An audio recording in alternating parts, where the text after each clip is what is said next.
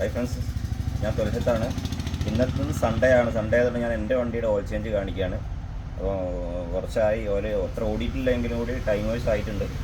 അപ്പോൾ വാൽവലൈൻ്റെ synthetic importer തന്നെ, പക്ക importer ഓയിലാണ്. 5W40 ആണ് ഓയിൽ. BMW X1 ആണ് വണ്ടി.